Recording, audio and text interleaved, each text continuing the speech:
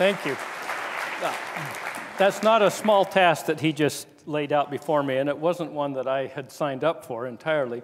But I think I will touch on a number of things that I think will be relevant to the speeches that we've heard today.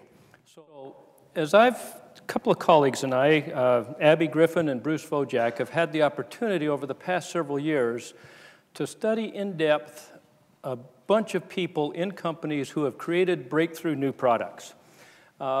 These are new categories of products or new products that are revolutionary and take their companies in multiple different directions.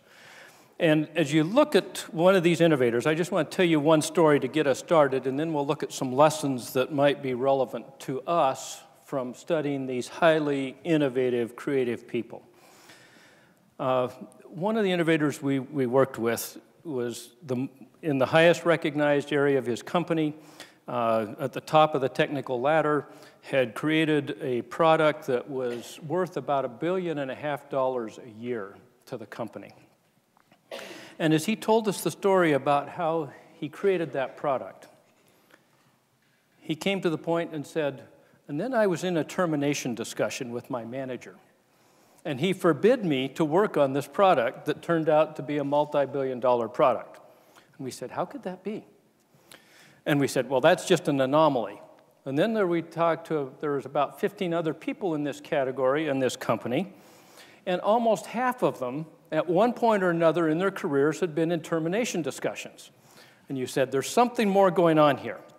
And so as we try to think about this, we said, what was going on and what was happening with these people? And we tried to capture this a little bit in a process of innovation that we call this hourglass model of innovation. But one of the things that they did, if you look here at the top of this area, is that they focused on finding the right kind of problems. So they weren't given problems. And this particular individual I told you about initially said, I had a different view of what was going on, so I went off and found this problem, and I was going to go solve it. And my manager wanted me to work on something that was mundane.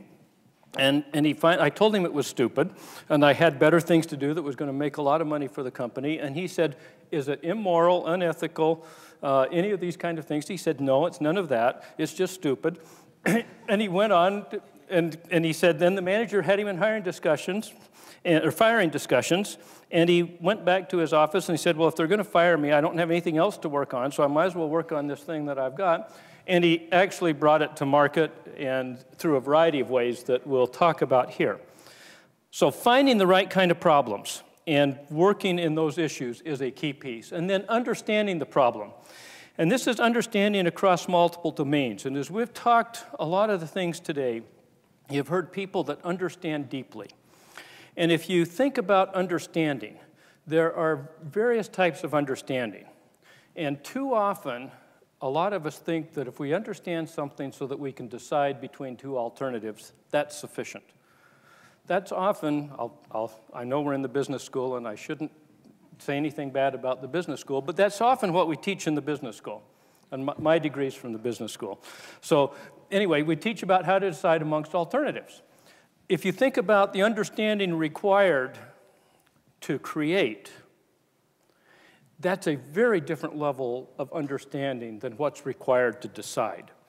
And it's working along these things of is the technical perspective and the customer's perspective and melding those and making connections that you don't normally find. And as they work this in a very much of integrating across multiple domains, which we've seen here as people that understand deeply any kind of a phenomena, the other piece that happens is that we found that they almost always started with a customer problem. So it was internally motivated to solve customer problems. Now, when you did that, you came at it and you didn't say, well, here's the specifications, because that's often what you think about. Well, the marketing went out and did the study, and here's the specifications. It wasn't that at all. It was a simultaneous studying of the customer, the problem that you were trying to do, and the technology, and working those in parallel all the time. So it wasn't you went one place and then the other, but you did those. There was a moving back and forth of, will the technology let me do that? Was that really what the customer wants? It's almost a negotiation process between what the technology enables you to do and what the customer really wants. And then once in a while you go out there to the market to see if there's other people like this particular customer that you're working with, but that's a sporadic event. That is not the norm. Now, what do people do when they do this? What do they learn and how do they learn it? If you think about it, their learning is quick, deep, and they learn broadly. So they're looking at this, they're looking at the problems, they're curious about lots of things, so they'll look broadly, and then if they find something, they will dive so deep that it will make your head swim. I mean, they will dive down to the level that they truly understand the phenomena. They're making connections, they're observing, reflecting.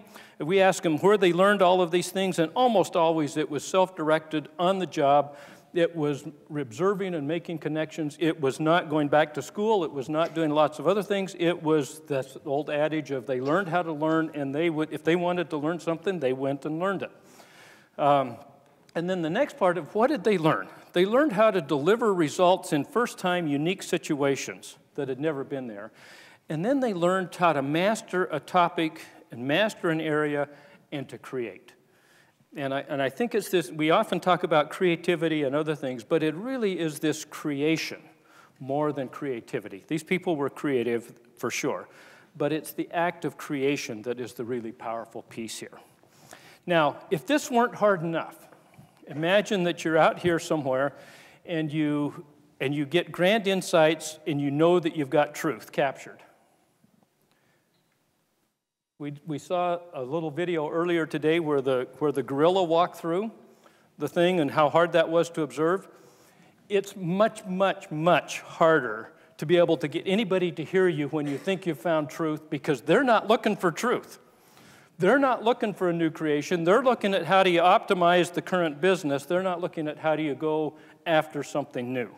And so we found that all of these people at one point in their career had a naive view of the world. And that is, if I do really good technical work, somebody, my manager, somebody's going to come along, recognize that I was brilliant, and going to take this in, and they're going to champion it for me. And they said, that is not the truth, because nobody is going to, if you think an innovator is special, a manager who really understands how to do that is even more rare, in my view, because they're not looking for those kind of things. They're not perceptively set up to see those kinds of revolutions.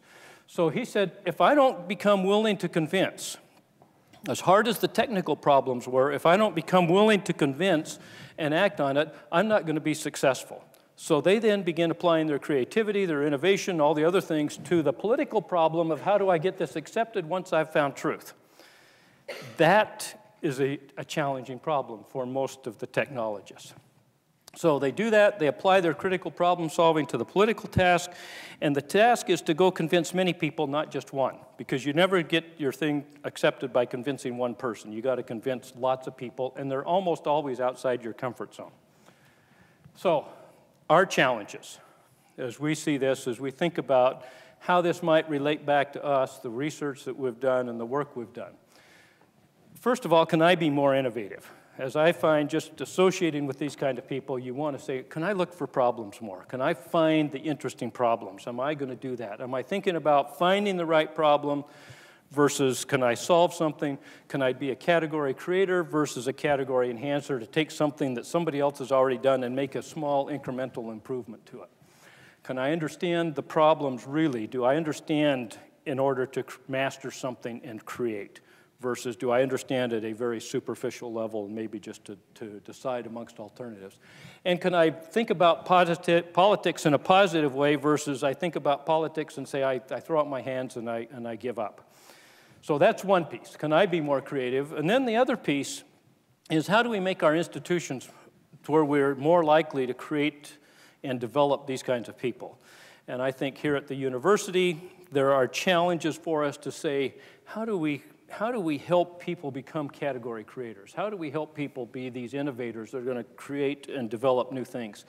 And as I look at that, I mean, there's some work that we're trying to do, and there's people in the College of Engineering that are trying to do that, but part of it is coming back into that customer orientation and how to do that versus just a technical push. But it's also making our other organizations more receptive to innovation.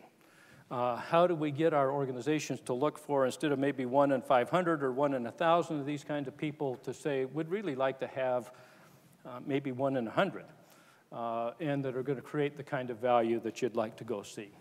And then finally, how do we become internally driven to solve real serious problems here? We've had a lot of people lay out really serious problems. Are we internally driven to go find solutions to those really tough problems? Is it our lot in life to go solve the tough problems of the world? That's the lessons from these innovators. Thank you.